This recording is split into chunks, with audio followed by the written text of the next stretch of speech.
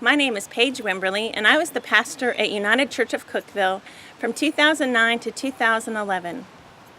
In 2009, after serving as a hospital and hospice chaplain for 7 years, and after a year away from ministry altogether, I transitioned to being a pastor, and United Church of Cookeville was the first church I served.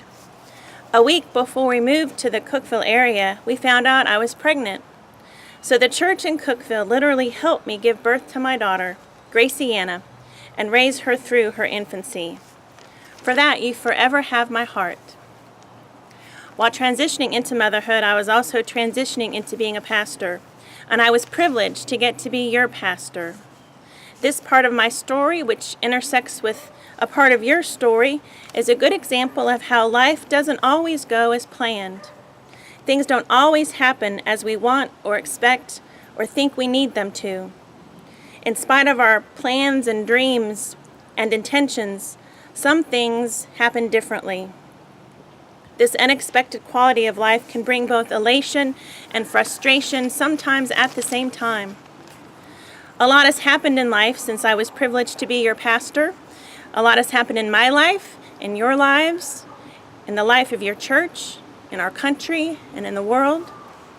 The word that keeps coming back to me during this season of life is the story from Matthew 14, 22 to 33.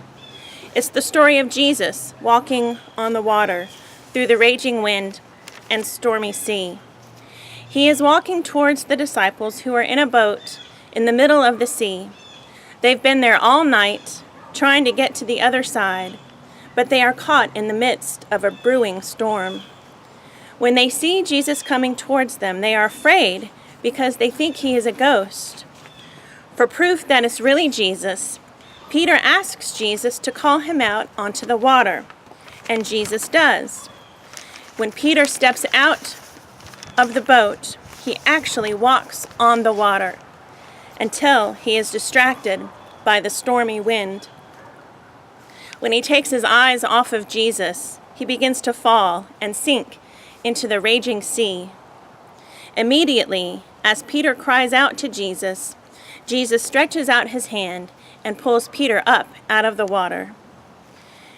After Jesus gets an exhausted Peter back into the boat, Jesus calms the storm. But did you notice that Jesus didn't calm the storm before he called Peter out onto the water? He could have, and it sure would have been a lot easier for Peter. But he didn't. Jesus called Peter out into the unknown. He called Peter out in faith. He called Peter out in the midst of the storm. And he does that with us too. He doesn't wait for the storms of life to cease before he calls us out in faith. He calls us out in faith in the midst of life and all its storms. But he doesn't call us out alone. He's right there with us in the midst of it all.